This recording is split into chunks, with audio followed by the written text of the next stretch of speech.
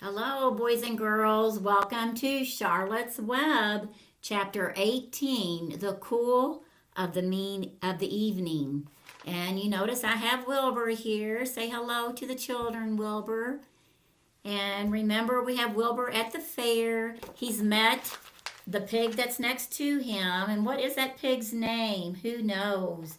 Try to answer that question. And in the last chapter, Charlotte was feeling weary, and we talked about and thought about what weary meant, and thinking about why does Charlotte and Wilbur think that Uncle might be a little bit of a tough competition for tomorrow when the judges decide on who wins in the pig competition. So, what kind of qualities do you think that the pigs are judged on in a state fair when they're looking at animals, especially pigs?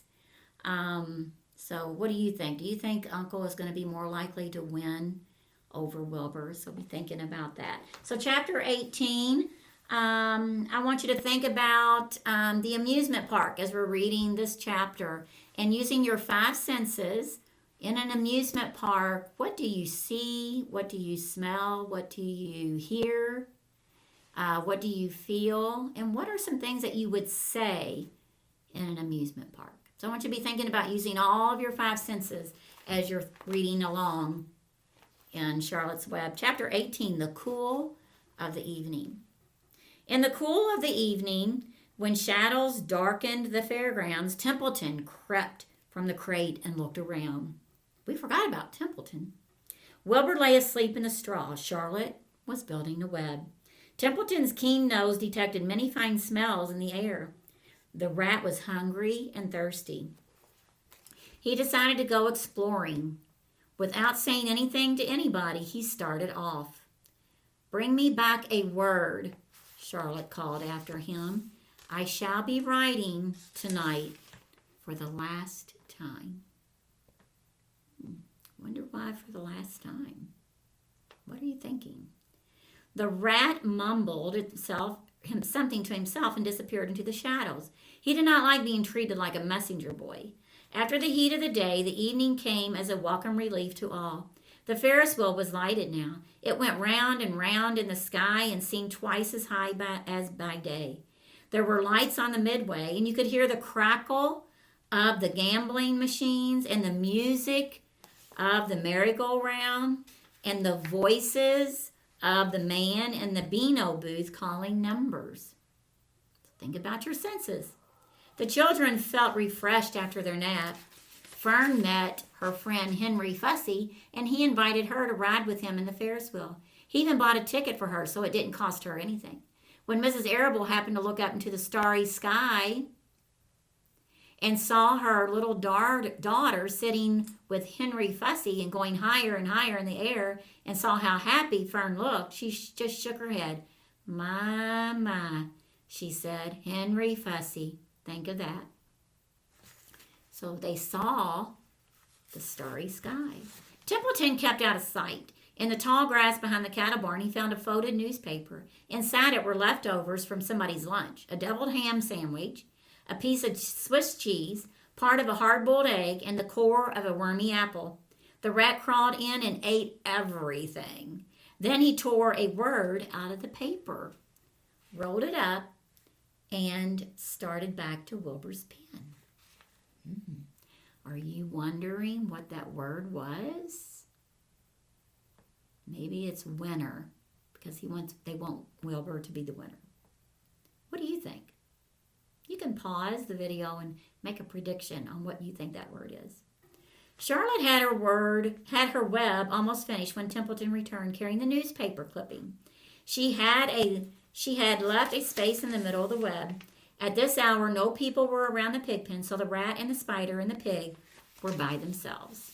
"I hope you brought a good one," Charlotte said. "Is it the last word I shall ever write?" "It is the last word I shall ever write." "Here," said Templeton, unrolling the paper. "What does it say?" asked Charlotte. "You'll have to read it for me." "It says, 'humble,'" replied the rat. "Humble?" said Charlotte. "Humble." humble has two meanings.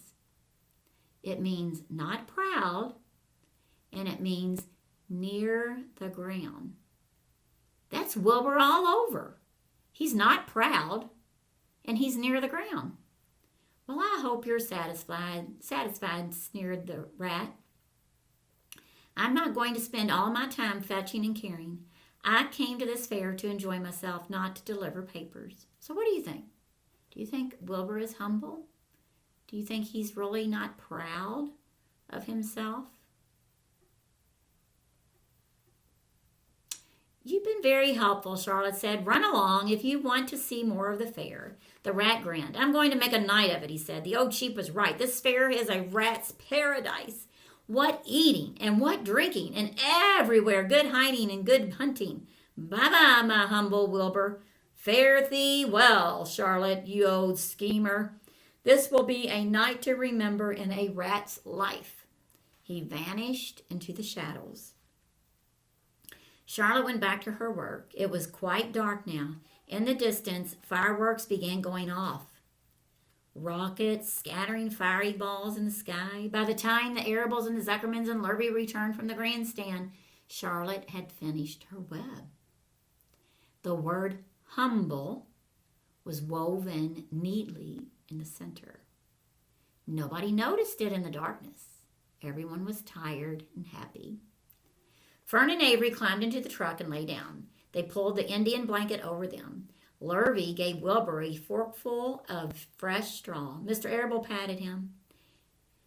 Time for us to go home, he said to the pig. See you tomorrow. The grown-ups climbed slowly into the truck, and Wilbur heard the engine start and then heard the truck moving away in a low speed. He would have felt lonely and homesick had Charlotte not been with him. So there you'll see a picture of Templeton. He never felt lonely when she was near. In the distance, he could still hear the music of the merry-go-round. As he was dropping off to sleep, he spoke to Charlotte. Sing me that song again about the dung and the dark, he begged. Not tonight, she said in a low voice. I'm too tired. Her voice didn't seem to come from her web. Where are you? Asked Wilbur. I can't see you. Are you on your web? I'm back here, she answered, up in this back corner. Why aren't you on your web? Asked Wilbur. You almost never leave your web. I've left it tonight, she said. Wilbur closed his eyes. Charlotte, he said after a while, do you really think Zuckerman will let me live and not kill me when the cold weather comes? Do you really think so? Of course, said Charlotte. You are a famous pig, and you are a good pig. Tomorrow you will probably win a prize. The whole world will hear about you. Zuckerman will be proud and happy to own such a pig. You have nothing to fear, Wilbur, nothing to worry about. Maybe you'll live forever. Who knows? And now go to sleep. For a while there was no sound, then Wilbur's voice. What are you doing up there, Charlotte? Oh, making something, she said. Making something, as usual. Is it something for me? Asked Wilbur. No, said Charlotte. It's something for me. For a change. Please tell me what it is, begged Wilbur. I'll tell you in the morning, she said. When the first light comes into the sky and the sparrows stir and the cows rattle their chains, when the rooster crows and the stars fade, when early cars whisper along the highway, and look up here and I'll show you something. I will show you my masterpiece. So I want you to make a prediction. What do you think she's making? Something for her. So you can pause the video and think about it, talk about it, and then turn me back on. Before she finished the sentence, Wilbur was asleep. She could tell by the sound of his breathing that he was sleeping peacefully deep in the straw. Miles away at the Arables' house, the men sat around the kitchen table eating a dish of canned peaches and talking over the events of the day.